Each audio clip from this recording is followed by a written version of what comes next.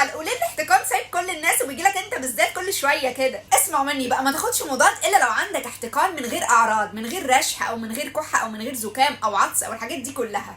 الموضوع هنا بيبقى التهاب بكتيري. يعني ايه؟ هيسمع معاك باعراض تانية بقى، بغثيان وقيء والم في المعده وظهور لون ابيض كده على اللوستين والحلق. طب لو الاحتقان بقى مع اعراض تانية زي العطس والكحه وارتفاع في درجه الحراره وسيلان الانف وتكسير الجسم، اوعى تاخد مضاد حيوي.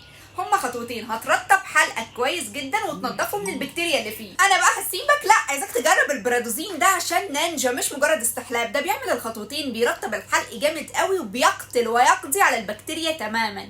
عارف تاثيره هيبان معاك من تاني قرص بس. طعمه حلو جدا، مش بيمرر بعكس باقي الاستحلاب اللي في السوق، وده بخليه محبب حتى للاطفال من فوق ال6 سنين.